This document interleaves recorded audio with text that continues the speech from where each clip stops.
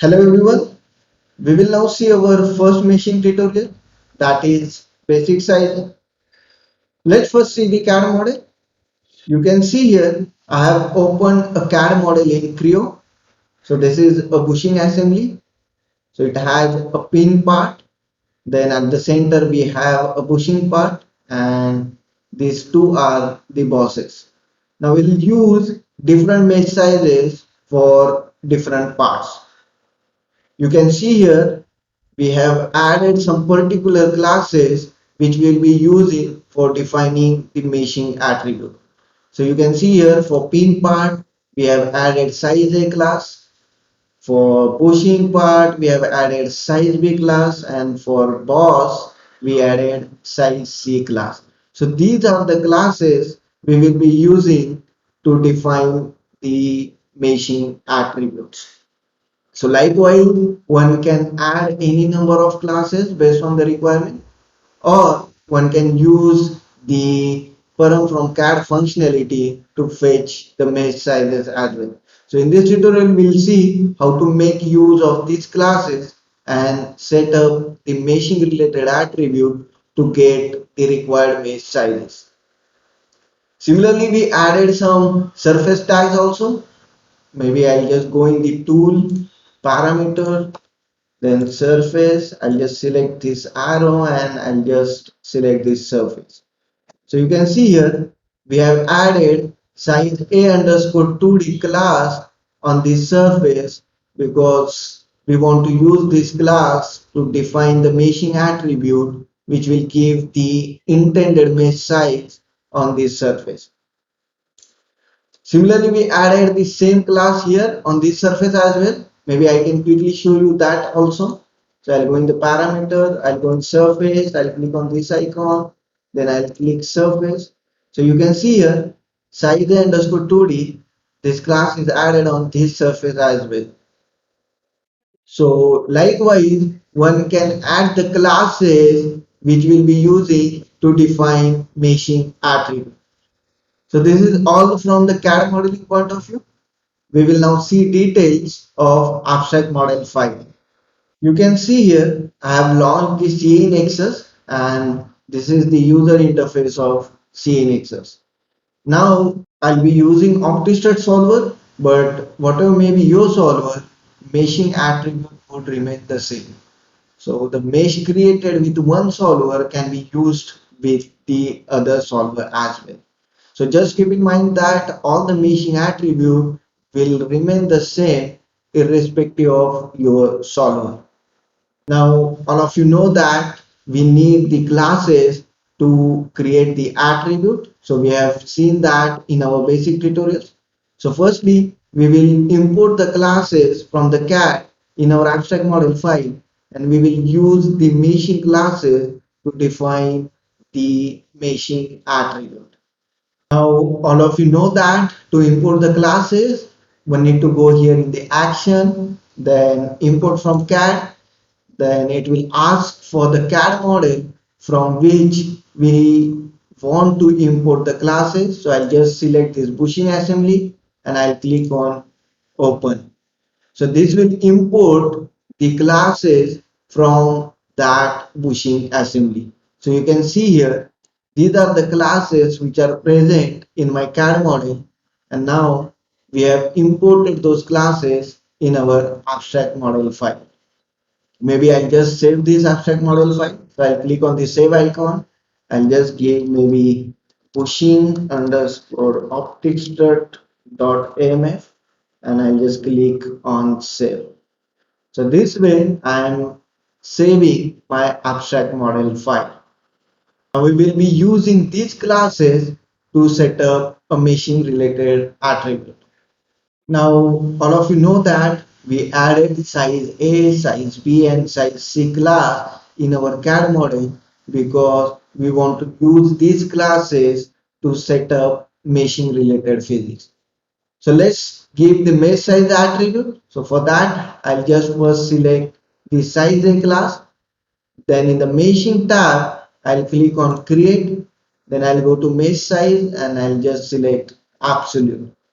So this will open my attribute editor Maybe I'll just give name here mesh size A, and here I'll put 6 mm as my absolute mesh size, and then I'll click on apply and close.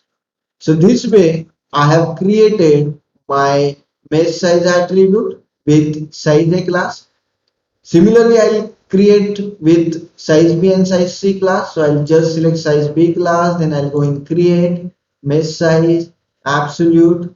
Maybe I'll just give name here mesh size B. I'll put a value of 12 mm here and I'll click on apply and close. Similarly, I'll select size C. I'll go and create mesh size, absolute. I'll just give the name add mesh size C and I'll put a value of 24 here. So likewise, you can use the meshing related classes and you can create the appropriate mesh size attribute.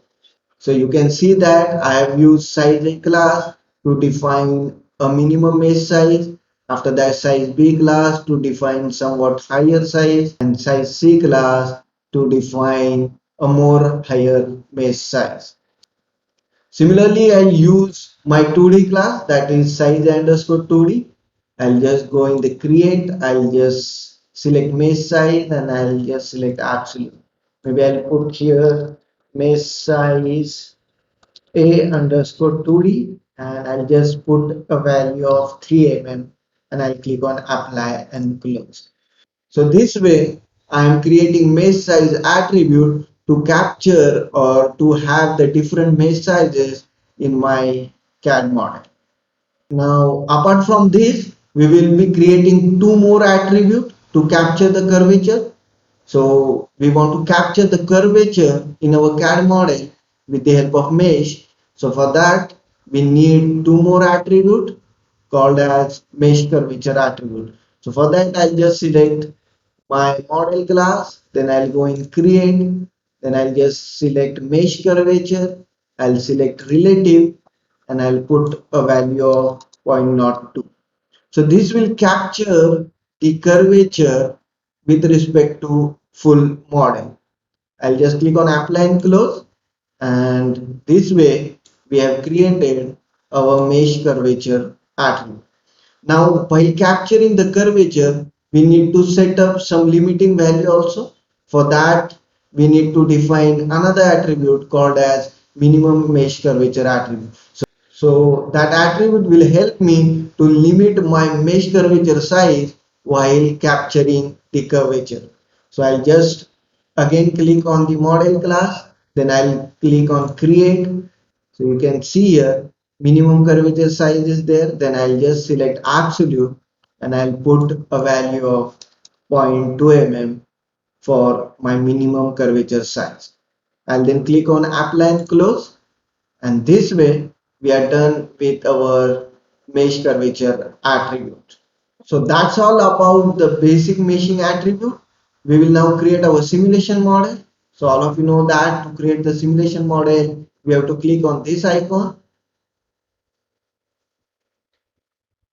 You can see here our simulation model is now ready, and in the class tab you can see our mesh attribute that we have created. So mesh curvature, minimum curvature and the mesh size attribute. So if I say this mesh size attribute, that is size A, and if I open the attribute editor, then you can see 6 mm size is going to be applied for this pin part. Similarly, if I click on the size B attribute, then 12 mm mesh size would be there for this bushing part. Similarly, size C, that is a mesh size of 20 mm, would be there for these two bosses, and we will have the mesh size of 3 mm on these two surfaces. So maybe I can just double click on this and you can see on this size underscore 2D class we have set up 3 mm mesh size that will be applied on these two faces. Let's now start the meshing. So all of you know that for meshing we need to click on this icon. Once we click there, automatic meshing will happen. Now this meshing will happen based on your meshing attribute, whatever sizes you have given with the help of your meshing attribute. Yes, you can see now our mesh is ready. You can observe the mesh sizes here. So for this pin structure, we use 6 mm. Then for this bushing, we have used somewhat higher mesh size, that is 12 mm. And for these two bosses, we have used 24 mm. So software has automatically, or software has accordingly used the mesh sizes and created the mesh automatically. Also, you can see on this face, we have used somewhat smaller mesh sizes. That's why you can see a fine mesh on this surface as well as on this surface. So likewise, you can use different mesh sizes for your different part, and you can get your desired mesh sizes for those parts. Now one can see the mesh across the section also. So for that, one need to go here in the action, open, then just click on clip plane editor. Here maybe I just select a plane which is perpendicular to my y-axis. So I'll just select the y-axis here, and then I'll go in the view, hide, all but selected. So you can see here, this is the mesh across my section. Now, if you want to more refine it or you want to coarsen it, then you will have to change your mesh sizes and you will get your required mesh across the section also. I'll just delete this plane now. I'll just off the Y. I'll just exit this. I will click on view, show all. So this way I have just deleted my clipping plane. Now one can also check the quality of the mesh. For that, one need to go here in the view icon, view mesh statistics, just click on the volume mesh. Then you can select the appropriate mesh quality criteria. For example, I'll just select aspect ratio here and I'll click on OK. So this will give me the summary of aspect ratio criteria. So you can see here at the bottom the highest and the lowest aspect ratio with the element ID is highlighted here. Similarly, you can see here this table highlights the range of aspect ratio values and the corresponding number of elements. So likewise, you can select any mesh quality criteria and you can find the details accordingly. I'll just close this, and with this we are done with our basic machine sizing tutorial. Again, you'll find the more details about the machine in our machine guide, which is in the installation directory. So I would request all of you to go through that as well, where you will understand more details about mesh curvature, what exactly minimum curvature is, and all other machine related parameters. So please go through that guide also, and if you still have any queries or question, then please feel free to contact at support@novusnexus.com and we'll get back to you accordingly. With this, we are done with the tutorial and we'll now meet in the next tutorial. Till then, have a good day. Bye.